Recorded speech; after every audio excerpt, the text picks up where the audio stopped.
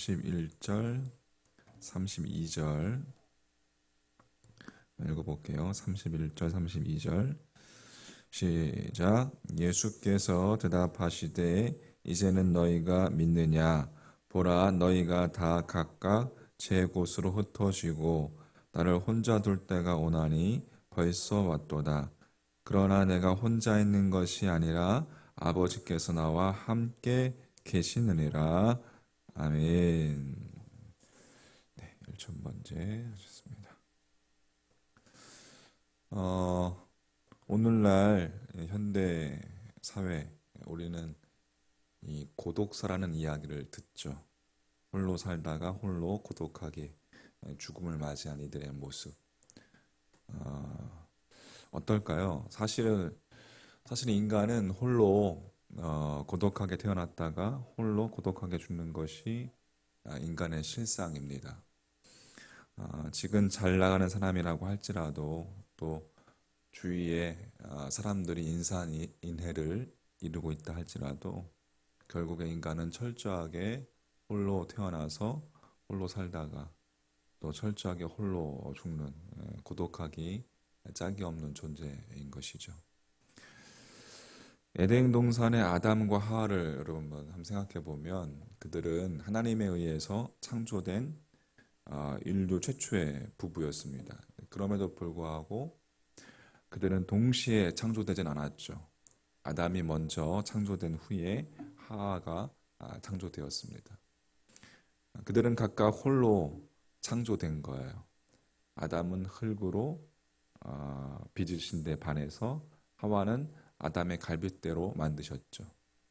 아담은 남자로 만들어졌지만 하와는 여자로 만들어졌습니다. 그들 사이에는 결코 이렇게 일치할 수 없는 차이가 엄연히 존재하고 있습니다. 그것은 무엇을 의미합니까? 아담과 하와는 함께 있었지만 동시에 그들에게는 철저한 고독, 철저한 존재적인 고독이 있다는 것을 의미하는 것이죠. 다시 말하면 하나님께서는 인간을 고독한 존재로 만드셨다는 것을 의미합니다. 그러면 왜 하나님께서 인간을 그렇게 고독한 존재로 만드셨을까요? 자, 오늘 말씀 속에서 한번 생각해 보면 31절, 32절 상반절까지 한번 보면 예수께서 대답하시되 이제는 너희가 믿느냐? 보라, 너희가 다 각각 제 곳으로 흩어지고 나를 혼자 둘 때가 오나니 벌써 왔도다 라고 되어 있습니다. 주님을 향해서 확신의 고백을 찾던 이 제자들, 그 자신만만했던 그 얼굴에서 주님은 벌써 제자들의 그 모습 가운데 배반의 기미를 읽고 있으셨죠. 그들의 그 고백의 그 여운이 채 가시기도 전에 주님을 찬양하던 바로 그 입으로 주님을 부인하고 저주하리라는 것을 주님은 알고 계셨습니다. 3년 동안이나 거두어 주셨던 동고동락하면서 함께 생활했던 당신의 사랑하는 제자들이었어요. 그런데 그 지금 이 정말 주님을 스승을 배신하는 그 배신의 길을 떠나려고 하는 그 제자들의 모습 얼마나 가증스러웠겠습니까? 하지만 그들을 보시면서 또 그죠? 주님의 그 모습은 얼마나 외로워하셨을까요? 그들의 그 배신의 길로 돌아서는 제자들의 등을 보시는 주님께서 얼마나 고독했겠습니까? 사랑하는 제자들에게 버림받는 스승, 인간에게 이보다 더 고독한 순간이 또 있을까? 그런데 그 고독할 수밖에 없는 그 순간에도 주님께서는 이렇게 말씀하셨습니다. 자, 32절 하반전에 보면 그러나 내가 혼자 있는 것이 아니라 아버지께서 나와 어떻게 계시느니라? 함께 계시느니라 됐습니다.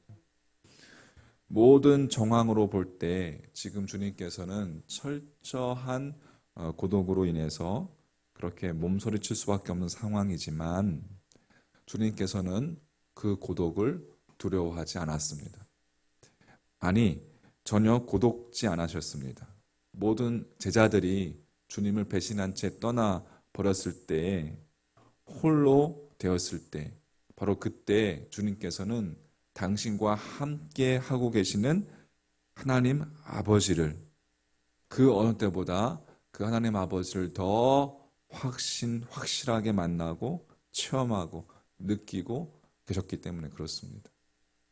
주님께서는 정녕 고독하셨기 때문에 고독지 않으셨고 진정 혼자이셨기 때문에 결코 혼자가 아니셨던 것이에요. 역설이었죠. 하나님과 함께 하시는 하나님을 더욱더 깊이 만나는 그러한 주님의 모습을 우리가 보게 됩니다. 구약성경에 보면 하란 땅에 살던 아브라함은 아버지가 우상 장사였기 때문에 우상 장사로 상당한 재산을 모은 부자였습니다. 부자는 보수적일 수밖에 없어요. 지켜야 할 것이 많기 때문에. 그래서 변화를 싫어합니다. 그런데도 아브라함은 하나님의 단 한 말씀에, 그것도 너는 본토 친척 아버지 집을 떠나 내가 내게 지시할 땅으로 가라 라는 그 한 말씀을 듣고 자신의 부의 원천인 그 하란 땅을 떠나서 미지의 땅인 가나안으로 향했습니다. 아브라함이 여러분 거지였다면 여기서 굶든 저기서 굶든 그냥 이판사판 얼마든지 가능했을 거예요. 하지만 아브라함은 명실공히 갑부였습니다. 그 갑부가 어떻게 그 하나님의 한 말씀에 철저하게 그렇게 순종할 수 있었을까요? 이사야서가 그 해답을 제시하고 있습니다. 이사야서 51장 2절 말씀에 보면 너희의 조상 아브라함과 너희를 낳은 사라를 생각하여 보라. 아브라함이 혼자 있을 때에 내가 그를 부르고 그에게 복을 주어 창성하게 하였느니라 되어 있습니다. 아브라함에게는 분명한